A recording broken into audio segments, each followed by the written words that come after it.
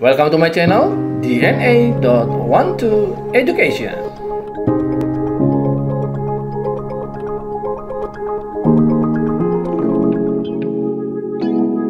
Oke, kembali lagi pada channel DNA.12 Education. Pada kali ini kita akan membahas topik kelanjutan topik sebelumnya, yaitu tentang gravitasi, ya.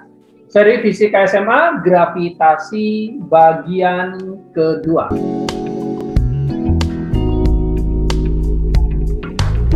Oke, sudah, kita langsung saja membahas tentang konsep gravitasi, ya. Pada kali ini kita akan coba melihat satu soal mengenai konsep gravitasi.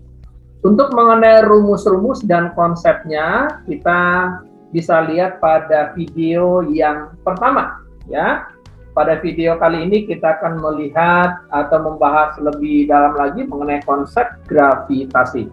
Soal pertama, pada suatu bujur sangkar yang memiliki panjang sisi 20 cm, diletakkan 3 buah benda titik pada 3 titik sudutnya.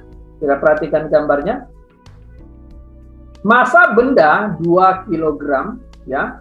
Hitung gaya gravitasi pada sebuah benda bermassa 1 kg yang diletakkan pada titik sudut yang kosong. Nah, di sini kita bisa lihat, ya, pada persegi yang kalian bisa lihat di layar, ya. Jadi massa A 2 kg, massa B 2 kg, massa C 2 kg. Sedangkan diletakkan ada sebuah titik yang berwarna merah atau kita sebut titik P, ya, sebagai titik sudut yang kosong dengan massa 1 kg. Yang ditanya adalah hitung gaya gravitasi pada titik P tersebut. Oke, students, sekali lagi saya tekankan kembali bahwa gravitasi adalah vektor. Saya ulangi, gaya gravitasi adalah gaya vektor, sehingga kita wajib melakukan yang namanya penggambaran vektor. Nah, kalau ditanya berapa gaya gravitasi pada titik yang kosong, yaitu titik P yang berwarna merah, 1 kg, berarti yang kita lakukan pertama adalah penggambaran. Nah, yang pertama adalah interaksi P terhadap C. Ini dia, interaksi P terhadap C. Perhatikan kenapa digambar dari P ke C. Ingat prinsip gravitasi, massa yang lebih kecil akan menuju massa yang lebih besar. Pada titik P 1 kg, betul? Sedangkan titik C 2 kg. Saya ulangi, titik P 1 kg, sedangkan titik C 2 kg. Oke, jadi jelas arahnya adalah dari P ke C. Ingat, massa yang kecil, ya, tunduk kepada massa yang besar. Jadi penggambaran gayanya harus dari massa kecil ke massa yang besar. Ya, itu peraturannya. Ya, karena apa? Massa yang kecil ini akan ditarik oleh massa yang besar. Jadi P akan ditarik oleh C.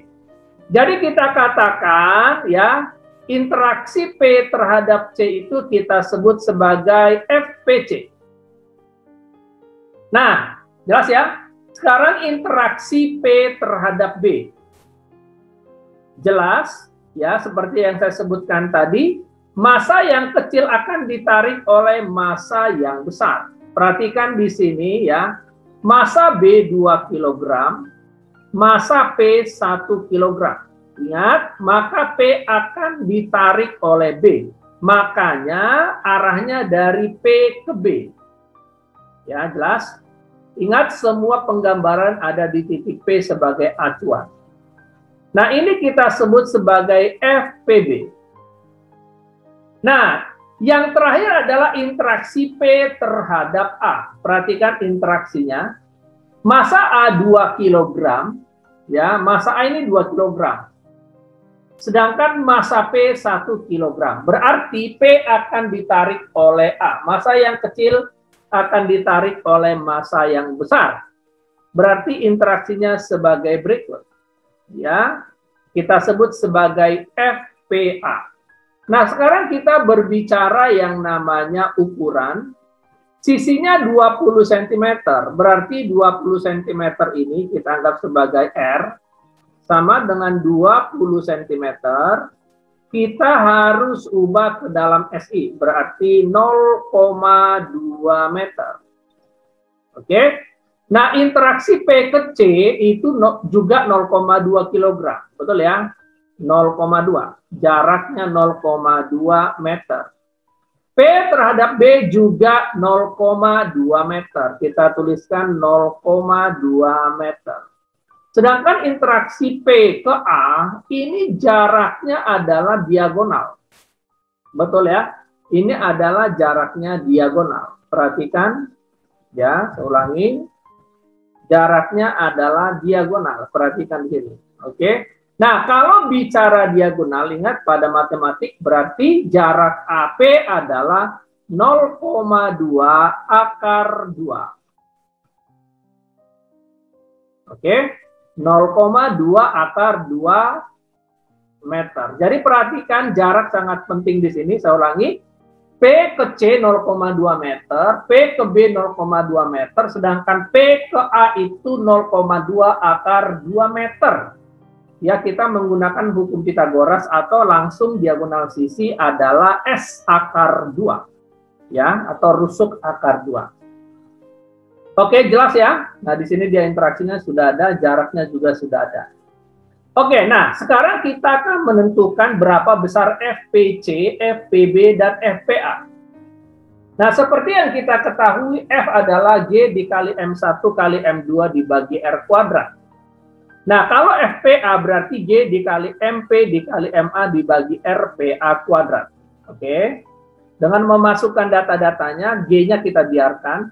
Massa P adalah 1 kg, massa A adalah 2 kg. Berarti FPA adalah G dikali 1 kali 2 dibagi jaraknya RPA kuadratnya adalah 0,2 akar 2. Ini jelas ya, tadi sudah kita bahas bahwa jaraknya adalah 0,2 akar 2. Dan jangan lupa dikuadratkan.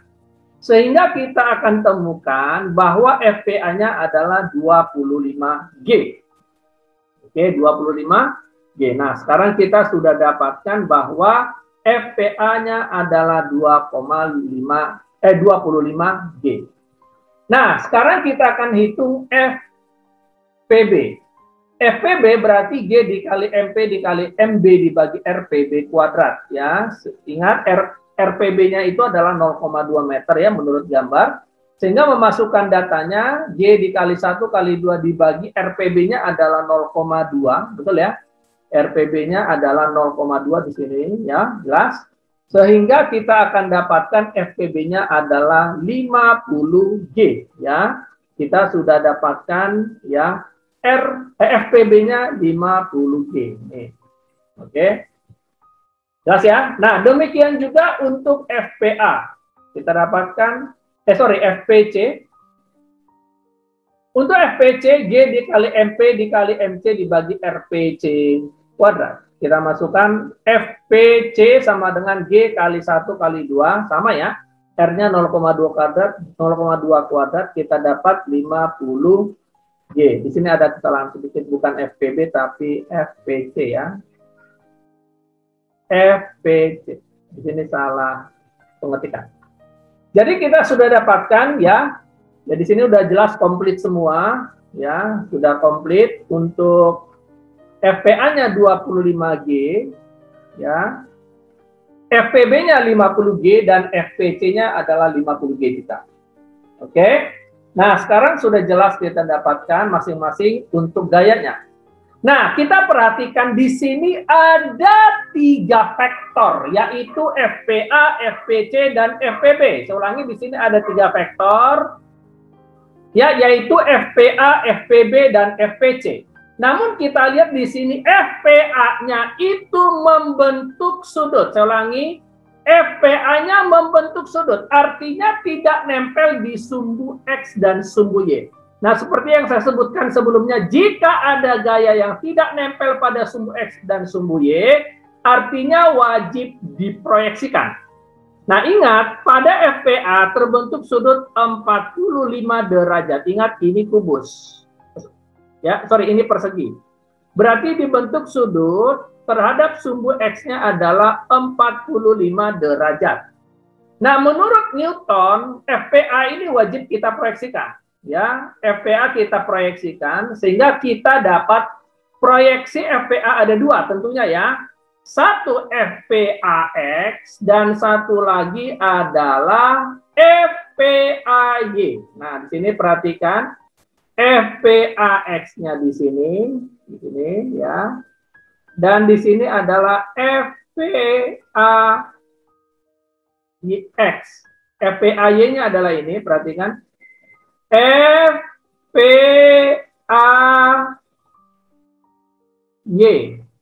Oke. Sedangkan yang bawah adalah FPAX.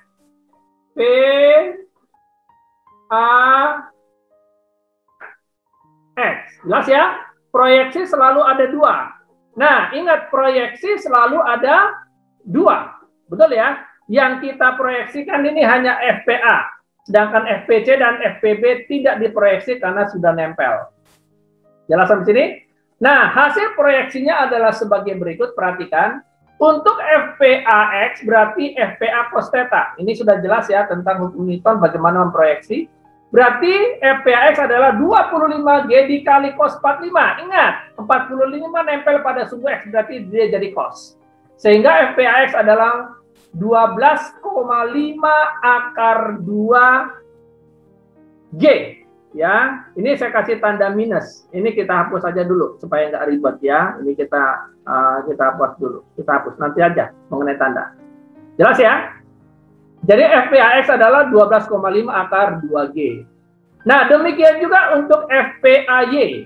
Berarti FPAY adalah FPA sin theta. Sehingga kita dapat FPAY adalah 25G sin 45 dan kita peroleh FPAY adalah 12,5 akar 2G ya. Ya, ini kita bikin aja dulu begini. Jadi FPAX dan FPAY sudah ketemu ya. Sudah kita dapatkan. Ini FPAX-nya dan ini adalah FPAY-nya. Jelas ya? Nah, selanjutnya apa yang kita lakukan? Resultan. Ingat ya, karena ini terdiri dari beberapa vektor, maka yang kita lakukan adalah FP resultan sama dengan sigma FEX kuadrat ditambah sigma FY kuadrat. Jelas ya? Nah, sekarang kita perhatikan. Nah, kita cari dulu Fx-nya ya. Kita cari dulu Fx-nya. Perhatikan Fx. Sekarang kita cari dulu Fx-nya ya. Berarti semua gaya-gaya yang ada pada sumbu X. Siapa aja itu sumbu X-nya? Yang pertama kita lihat di sini adalah FPAX tapi minus. Min FPAX. Minus ya, karena ke kiri. Lalu min FPB. Min FPB. Ingat ya, ke kiri juga. Berarti dia negatif. Jelas ya? Nah, min FPA-nya adalah tadi min 12,5 akar 2G. Oke. Nah, saya ulangi. Min 12,5 akar 2G. Ya, kita udah dapat tadi. Sedangkan FPB-nya kita dapat adalah, yang mana tadi FPB? Ini ya, 50G. Nangkap ya, 50G. Sehingga kita dapat totalnya dia adalah min 67,7G. Itu Fx. Nah, sekarang kita ke Fy. Fy, perhatikan kita sekarang berada pada sumbu Y. Nah, kita dapat di situ adalah FPC-nya, yang ini ya, positif ya. Ya. FPC ke atas, berarti positif. FPC. Oke. Demikian juga FPAY ke atas juga positif. Berarti ditambah FPAY ya. FPAY.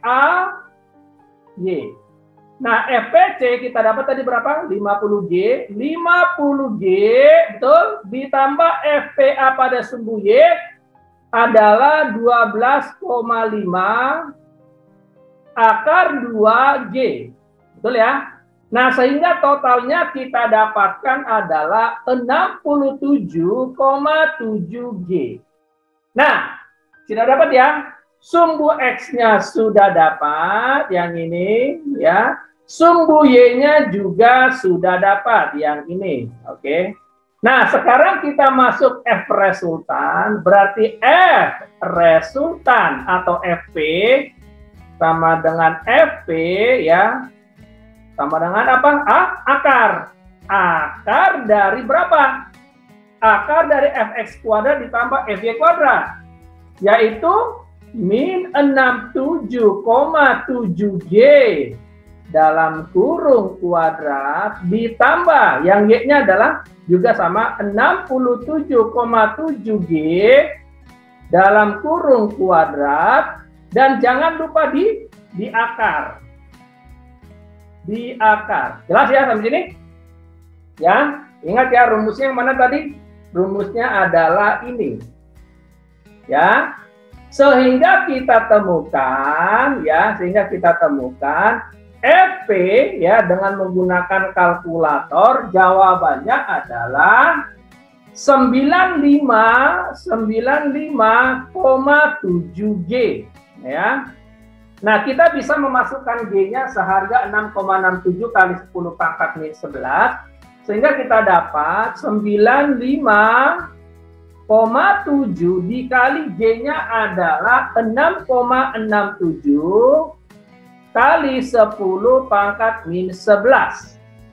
Ya, sehingga kita dapatkan FP-nya adalah, ya perhatikan di sini. Jadi di sini saya tuliskan FP-nya adalah 6,386 kali 10 pangkat min 9 Newton. Inilah dia jawabannya. Jadi FP-nya adalah 6,386 kali 10 pangkat min 96 Newton. Jadi sangat mudah ya cara mengerjakan ini. Jelas sampai sini ya? Oke, tentang hukum Newton. Ya, demikian soal seputar gravitasi ya. Untuk kelas intensif silakan menghubungi 082 1256 12569. Oke, bersama DNA.1 Education membangun bangsa. Good luck.